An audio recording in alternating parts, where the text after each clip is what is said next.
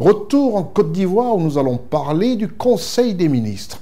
Le président Alassane Ouattara qui a instauré dans son pays un Conseil des ministres hebdomadaire, contrairement à certains pays où les conseils des ministres se font rares. Suivez mon regard. À ce Conseil des ministres où ont pris part la quasi-totalité des ministres sous la direction du Premier ministre chef du gouvernement de la République de Côte d'Ivoire, M. Begré Mambé, le président de la République, dans son souci, a évoqué de nombreux points. Le Conseil des ministres du gouvernement de la République de Côte d'Ivoire qui prouve à souhait la prise totale de l'État des problèmes des populations de Côte d'Ivoire. En présence du chef de l'État, son Excellence Alassane Ouattara, il ressort de ce Conseil des ministres du 13 mars une bouffée d'oxygène en actes concrets pour les victimes des déguerpissements de la ville d'Abidjan. Toujours fidèle à ses rendez-vous, l'équipe de reportage de CNN dirigée par Ousmane Koulibaly. Reportage Raoul Sankoué.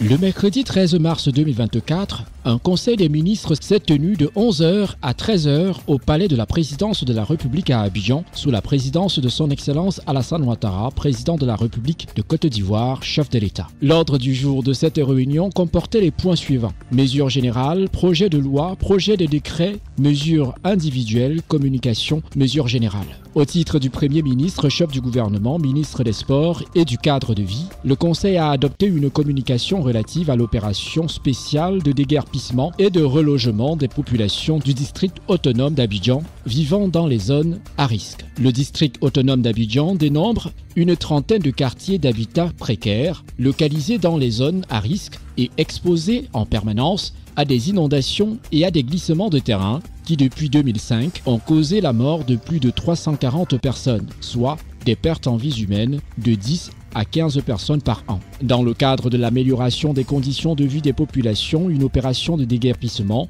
de ces sites à risque a été initiée par le district autonome d'Abidjan. En vue de soutenir les populations affectées par les déguerpissements et d'éviter qu'elles se réinstallent dans de nouveaux sites à risque, le Conseil a adopté, sous l'impulsion de son Excellence Monsieur le Président de la République, un dispositif de relogement comprenant une série de mesures dont les 5 majeures sont les suivantes.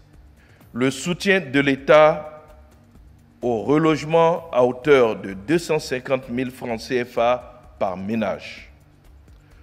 Le montant global du soutien de l'État aux populations affectées dans les quartiers de Boribana à Tekoubé et de Jesco à Yopougon est évalué sur la base de cette allocation forfaitaire à 697 millions de francs CFA. Deuxième mesure majeure, l'accompagnement des propriétaires ayant des titres fonciers en vue d'acquisition de parcelles en pleine propriété. Troisième mesure majeure, la mise à disposition d'un terrain de 75 mètres carrés ou de 100 mètres carrés, selon la taille de la famille, avec la signature d'un bail amphithéotique sur une durée de 20 à 25 ans pour un loyer de 10 000 francs CFA par mois, au terme duquel les nationaux impactés deviendront propriétaires des terrains attribués. Un site potentiel pour le recasement a déjà été identifié. Les travaux d'urgence d'aménagement de voiries, d'adduction en eau et en électricité seront lancés incessamment pour un coût global de 15 milliards de francs CFA.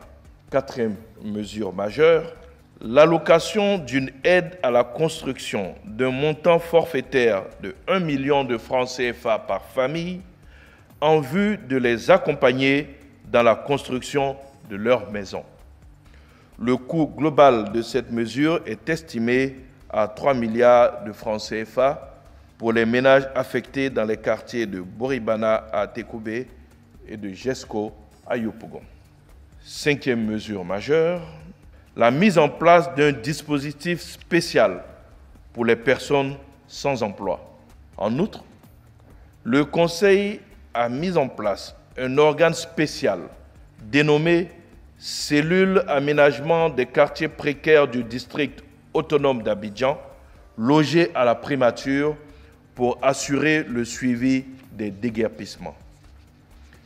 Cette cellule est spécialement chargée de la programmation des quartiers précaires à déguerpir, de la prise en charge et du relogement des familles affectées par les déguerpissements, ainsi que de l'examen des plans d'urbanisme des quartiers précaires déguerpis. Il y a des sites qui sont aujourd'hui identifiés. Il y a notamment vers Songon 36 hectares qui ont été identifiés, où on va pouvoir héberger environ 3000 lots de 75 mètres carrés à 100 mètres carrés qui seront mises à la disposition de tous ceux qui seront déguerpis. Donc voilà les mesures qui sont annoncées véritablement. Et on a parlé aussi d'un bail amphithéotique avec un loyer donc de 10 000 francs par mois. Et au bout, donc ce bail va durer d'une période de 20 à 25 ans, mais au bout, les nationaux pourront avoir la pleine propriété sur ce bail amphithéotique. Voilà l'ensemble des mesures qui sont annoncées. C'est vrai, il y a eu des déguerpissements par le passé qui ont permis de reloger certaines personnes. Vous avez cité quelques sites. Il y a aussi le premier site de Songon, où ceux qui ont été déguerpis dans le cadre de la construction du 5e pont ont été relogés. Mais il faudrait que les uns et les autres sachent que des mesures ont été prises pour éviter la fraude. Il n'y aura pas de double inscription. L'administration, c'est une mémoire. Il y a des gens qui ont déjà bénéficié d'indemnisation, qui ne sont pas partis et qui sont restés, bien qu'ils aient été indemnisés. Les dispositions sont prises pour éviter qu'il y ait de doubles indemnisations. Il y a ceux qui sont partis et qui ont mis leur maison en location là où ils ont été hébergés et qui sont revenus dans des quartiers précaires. Mais si vous avez déjà été identifié, vous ne pourrez pas bénéficier d'un double accompagnement.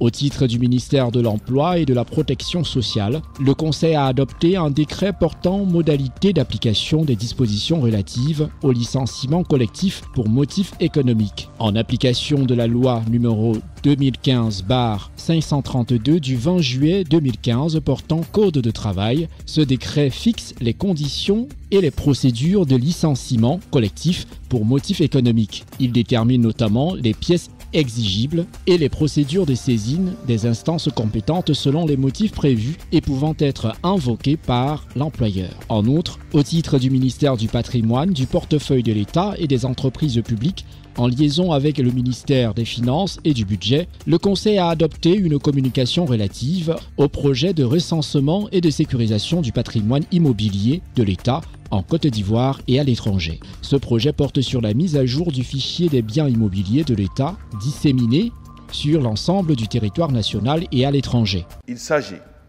à travers ce recensement, de mettre en place un système d'information complet sur ce patrimoine estimé à 48 000 biens immobiliers selon les projections de 2023 effectuées à partir du dernier recensement du patrimoine immobilier de l'État de 2014. Il permettra également d'établir, à terme, une cartographie précise avec une identification détaillée des biens immobiliers et leur immatriculation physique. Un autre projet, adossé aux 10 projets, est relatif à la sécurisation juridique du patrimoine immobilier de l'État. D'un coût global de 2,3 milliards de francs CFA, ce projet sera exécuté à travers un dispositif réglementaire plus adapté et simplifié pour accélérer le processus de délivrance des arrêtés d'affectation de façon à préserver davantage les intérêts de l'État et à développer de nouvelles stratégies de mobilisation de ressources liées à ce patrimoine national. Un communiqué du Conseil donnera les autres détails de ce projet de sécurisation juridique. Au titre du ministère des Finances et du Budget, en liaison avec le ministère des Affaires étrangères, de l'intégration africaine et des Ivoiriens de l'extérieur, le Conseil a adopté une communication relative à la candidature de la Côte d'Ivoire comme suppléant au sein du Conseil d'administration de l'Initiative pour la transparence des industries extractives, ITIE pour le compte des pays francophones de l'Afrique de l'Ouest. Le prochain Conseil des ministres se tiendra le 10 avril 2024.